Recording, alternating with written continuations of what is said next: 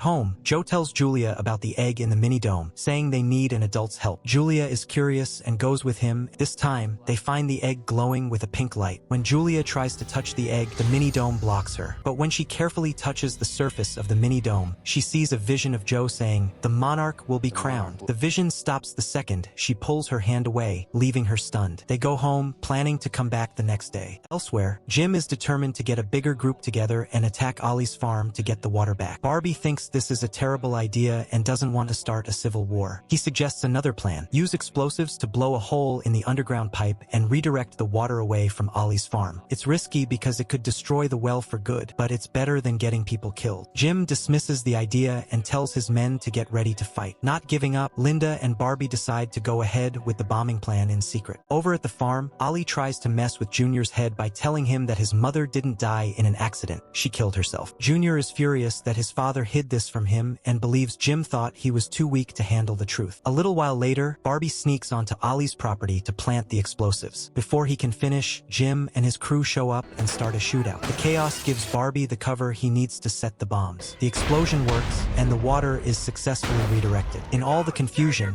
Junior confronts his dad and knocks him out cold. With the water gone, Ollie's men give up and leave him. Ollie gives Junior a rifle and tells him to finish his father off. Junior demands to know why Jim lied about his mother's death. Jim confesses he did it to protect him from the pain and tells Junior he really does love him. Junior can't bring himself to kill his dad. When Ollie moves to do it himself, Junior shoots and kills Ollie, saving Jim's life. Sometime after, Jim and Barbie are in his office. Barbie is disgusted by the 5 people who died and realizes Jim only pretends to care about the town to hold onto his own power. The next morning, Julia takes Barbie to see the egg, but they're shocked to find that both the egg and the mini-dome are gone. Barbie gets an urgent call from Linda. A man named Ted accidentally shot and killed someone while trying to scare off a junkie who was on his property. The junkie, who is going through withdrawal, confesses that he used to buy a drug called Rapture from Lester, the dead mortician. Linda and Barbie are shocked and go search Lester's house, where they find drug-making equipment. They realize propane is a key ingredient, and knowing the town had a huge stockpile, they start to suspect Big Jim was involved. At the same time, Junior finds Angie at the diner. She tells him to get lost, but he swears he isn't there to hurt her. He repeats his crazy idea that the dome is what's making her act weird. Angie thinks he's nuts, but then she suddenly collapses and has a seizure, just like Joe and Nori, chanting about pink stars falling. Then we meet Max,